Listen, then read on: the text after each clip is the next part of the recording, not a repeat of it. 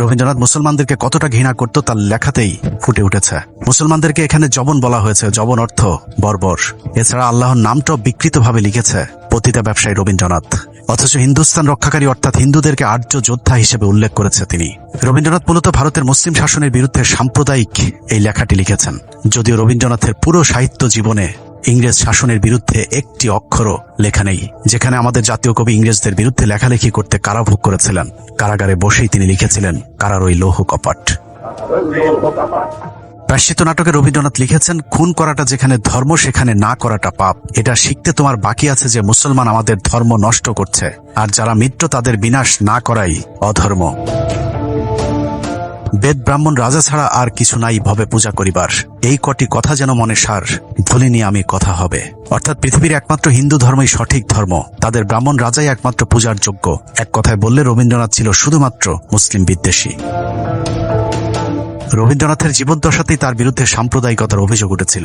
বিশেষ করে মুসলিম বিদ্বেষের বিষয়টি পরিষ্কারভাবেই ফুটে উঠেছিল এবং রবীন্দ্রনাথ নিজেই হিন্দুত্ববাদীদের কবি হিসেবে নিজেকে পরিচয় দিতে গর্ববোধ করতেন। তিনি লিখেছিলেন, মুসলমান বিদ্বেষ বলিয়া আমরা আমাদের জাতীয় সাহিত্য বিসর্জন দিতে পারি না। মুসলমানদের উচিত নিজেদের জাতীয় সাহিত্য নিজেদেরই সৃষ্টি করা। রবীন্দ্রনাথ জীবিত থাকতেই তার সাহিত্য মুসলমানদের জন্য নিষিদ্ধ করে গিয়েছিলেন, যদিও সেই সাহিত্য এখন আমাদের মুসলমানদেরকে নানাভাবে গেলানোর চেষ্টা করা হচ্ছে। কবি মোতাহার হোসেন চৌধুরী শান্তিনিকেতনে রবীন্দ্রনাথকে জিজ্ঞেস করেছিলেন, আপনার লেখা ইসলাম এবং বিশ্ব নবী সম্পর্কে কোনো প্রশংসা নেই কেন? উত্তরে রবীন্দ্রনাথ বলেছিলেন, কোরআন পড়তে শুরু করেছিলাম, কিন্তু বেশি দূর এগোতে পারিনি, আর তোমাদের রাসূলের জীবন চরিত্র ভালো লাগেনি। ইংরেজদের 200 বছরের ইতিহাসে ব্রিটিশ বিরোধী সংগ্রামে মুসলমানরা প্রতিটি আন্দোলনে নেতৃত্ব দিয়েছেন। অন্যদিকে রবীন্দ্রনাথের মতো ব্রাহ্মণ শ্রেণী ইংরেজদের পা চেটে জমিদার তন্ত্র টিকিয়ে রেখেছেন। শুধু তাই নয়, মুসলমানেরা ইংরেজদের বিরুদ্ধে বিদ্রোহ করারও কট্টর সমালোচক ছিলেন রবীন্দ্রনাথ।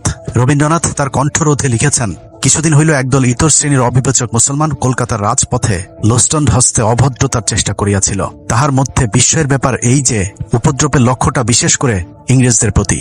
তাদের শাস্তিও যথেষ্টই হইয়াছিল। প্রবাদ আছে, ইট্টি মারিলে পাটকেলটিও খাইতে হয়। কিন্তু মূলগণ অর্থাৎ মুসলমানগণ ইট্টি মারিয়া পাটকেলের অপেক্ষা অনেক শক্ত শক্ত জিনিস খাইয়াছিল। এরপরেও রবীন্দ্রনাথ নাকি দেশপ্রেমিক এবং ব্রিটিশ বিরোধী লেখক ছিলেন। এরপরও যেসব বাংলাদেশি মুসলমানেরা রবীন্দ্রনাথকে খুঁড়িয়ে পেঁচিয়ে অসাম্প্রদায়িক মেধাবী বাংলাদেশি মুসলমানদের শুভাকাঙ্ক্ষী হিসেবে প্রতিষ্ঠিত করতে চাবে, তারা হয়তো জ্ঞানহীন অথবা জ্ঞানপাপী, অথবা সোনাগাছির রক্ত তাদের শরীরে প্রবাহমান। রবীন্দ্র প্রেমীরাই সিদ্ধান্ত নিক তারা আসলে কোনটা। বাংলাদেশের মুসলমানদের কাছে আজ সবকিছু পরিষ্কার। আমরা মনে করি রবীন্দ্রনাথ মানেই বিজেপি, রবীন্দ্রনাথ মানে RSS। রবীন্দ্রনাথের দেখানো পথেই সৃষ্টি হয়েছে আজকের কট্টর হিন্দুত্ববাদী সন্ত্রাসী মোদী, অমিত শাহ কিংবা শুভেন্দু অধিকারীদের মতো হিন্দু সন্ত্রাসীরা। রবীন্দ্রনাথ, শ্যামাপ্রসাদ মুখার্জিদের দেখানো পথে আজকের ভারতের মুসলমান নিধনের কাজ চলছে। অতএব চোর পতিতা ব্যবসায়ী মুসলিম বিদ্বেষী রবীন্দ্রনাথকে না বলুন।